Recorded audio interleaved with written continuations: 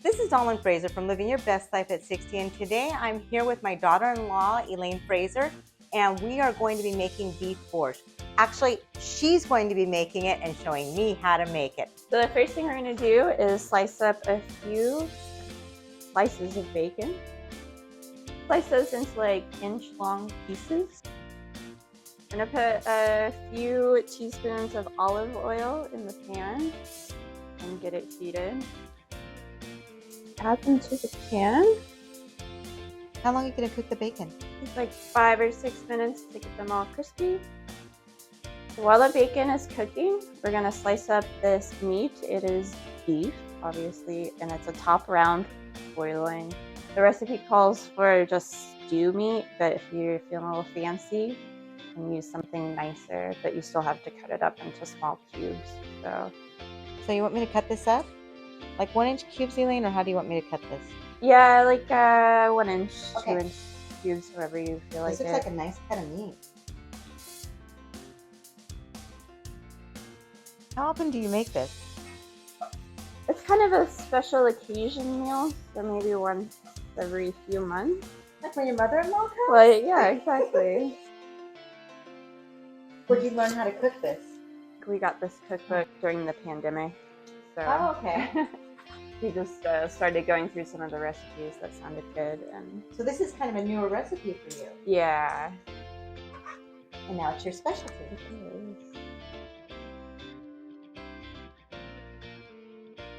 So the bacon is almost done, and we'll put the beef in next. So if you want to season it with some salt and pepper, Okay. and then we will transfer it into the bacon grease to get it brown. Alright, we'll take the bacon out.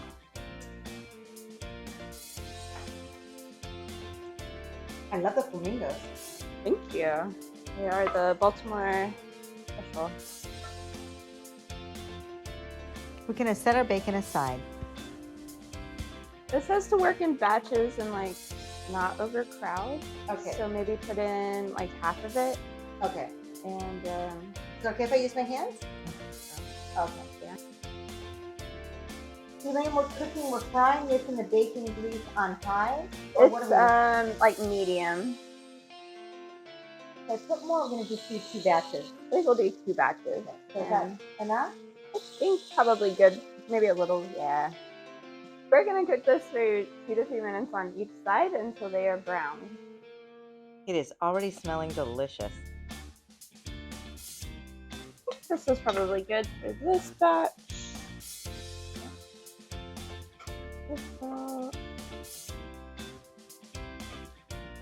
Elaine, that already looks tasty. It smells really good. So it's still a little pink, and it will continue to cook in the oven. Now we can do the next batch. Put this in. Yep. We can go ahead and get started cutting the onion, garlic, and carrots. So the onion you just kind of dice into small little pieces. The carrots, since we're using like baby carrots, I just put them in like small halves or thirds or something. And the garlic is very small, and I use like a garlic press. Oh, okay. So I'll start with the onion. Yeah, that's.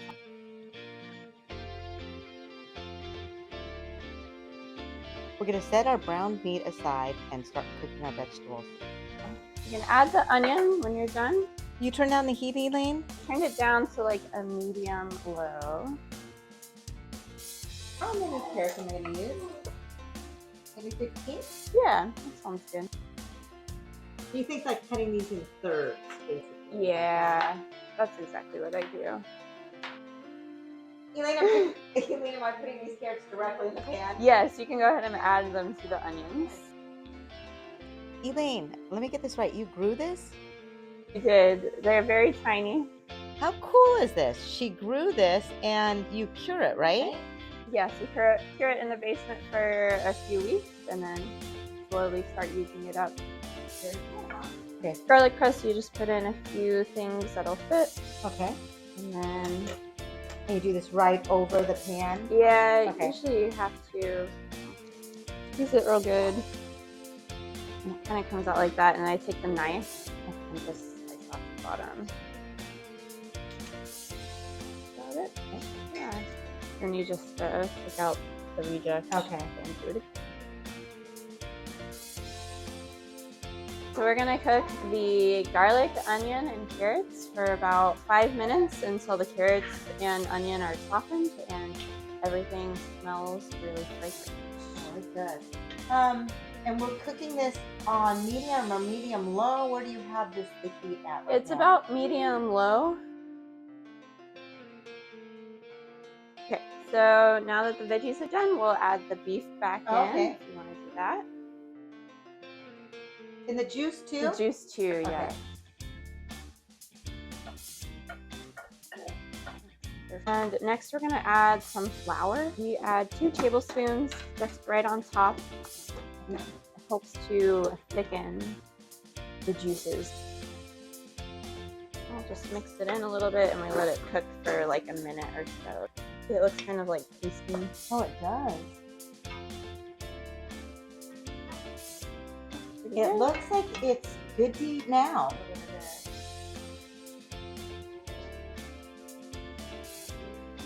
The next step is to add the wine. So we can open the bottle. We have a huge bottle, but we only need 2 cups. So the rest is for us.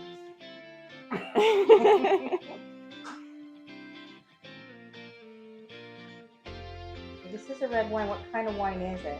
This is a Shiraz, but I think any type of dark red wine will be good.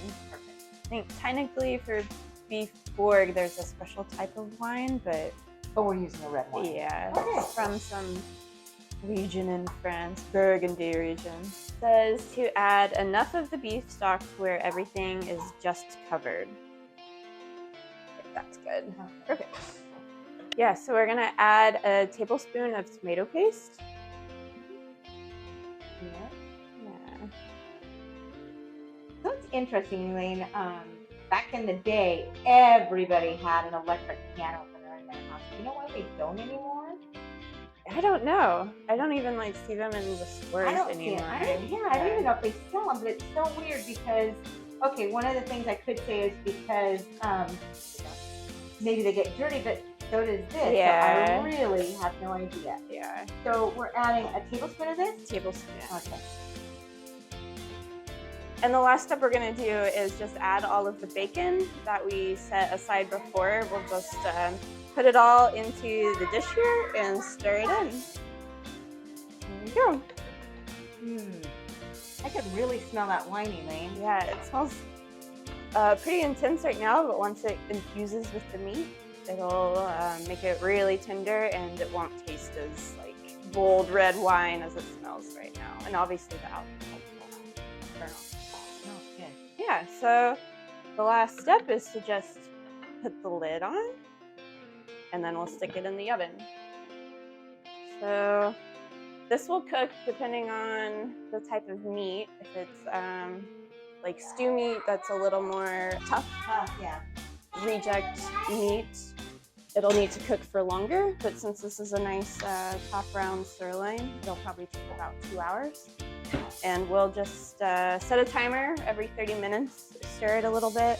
Okay. You'll see the liquid reduce and cook down a bit. What temperature is the oven set at? 325. 325, so we're going to come back in a half hour. Okay.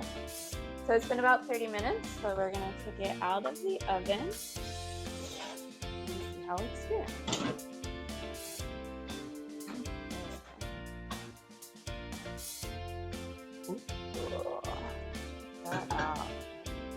A little stir. Oh, wow. You can see on the side where the liquid used to be, so it's gone down maybe like Just a lot. ½ inch, 1 inch. Not too much, but we're looking pretty good. By the end, it'll be a nice thick broth. Put the lid back on.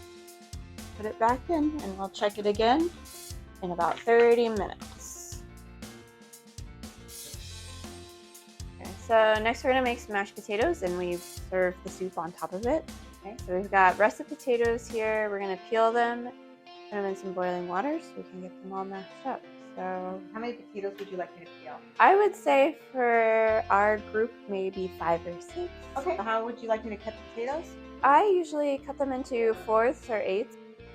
And we put a lot of salt in here so the potatoes get really salty. We'll let these boil until the potatoes are soft and ready to blend. Okay, it's been another 30 minutes, so let's see how the roast is doing. Oh, yeah. Oh, that smells so good. Okay, so it's cooked down a lot more. And Oh, yeah, it's starting to thicken. yeah, the onions are breaking down. That does look yummy. I'm ready to eat it I now. know. Put it back in for another 30 minutes. Okay, so the potatoes are soft.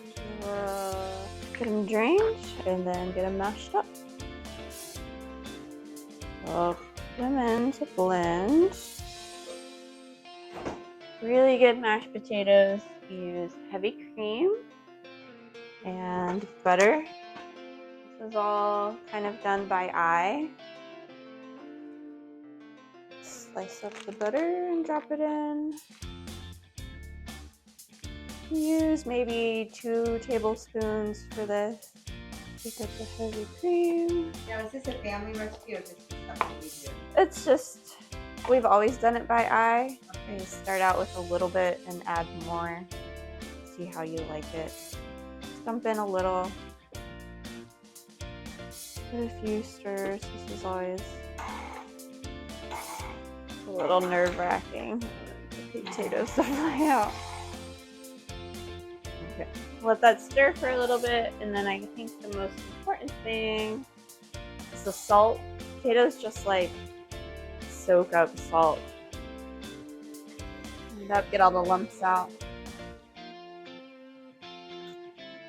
And it's a good consistency to make a volcano. Awesome. So the potatoes are done. There you go. Okay, so another half an hour has gone by. So I'm just gonna look and see what's going on in here. Yeah, so it's cooked down a lot more, getting thicker. Oh, yeah. So we still have a nice broth. It looks incredible. How much longer, Elaine? Probably only about 30 more minutes, I would say. Once we're done cooking these onions. Oh, I can't wait. It looks like it'll be Just great. looking at it makes me hungry. I know, I'm so hungry too. That's the only bad part about this. It takes so long. By the time it's done, it's like... You have to plan. You kind of have to plan for Totally. 3 hours. Is that pretty much at the Yeah, I would say so. It's about an hour to like get everything gathered and chopped and together, and then about 2 hours. The last step is to make these pearl onions. So we've got some white pearl onions. We're just gonna cut the skins off and then saute them in butter, and it'll just be the topper. Okay. When the soup is ready, we'll just put them on top. Skin them. Are we gonna cut them or just cook them whole? We just cook them whole. They're so small. Okay, perfect. They saute up really well pretty quickly. Okay.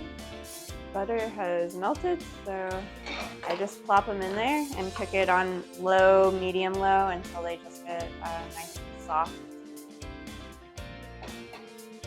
How long do we cook the pearl onions? Probably 5 to 10 minutes, since some of these are bigger, maybe a little bit longer, but that's about it. It's got time to set our table, right? Yes, it is.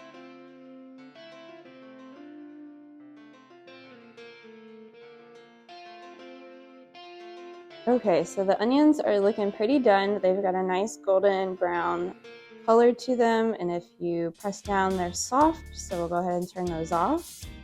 Move them out of the way here, so we'll get ready to get our Dutch oven out of the oven. I just pulled this out of the oven and we'll give it a nice stir. You can see the meat is really tender and the carrots are really soft. We like it a little bit on the soupier side, but if you keep going, the broth will keep cooking down and get thicker and thicker, so you can keep cooking for as long as you like it, but we like it like this, so we'll go ahead and serve it up. Okay, so to plate this up, we start with the mashed potatoes.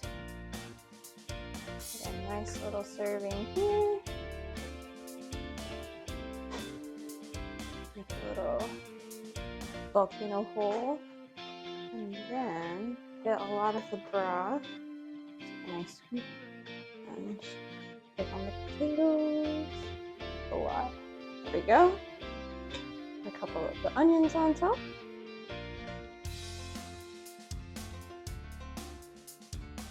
And garlic bread. 2 pieces for husband. Okay, let's see how this tastes. Not sure.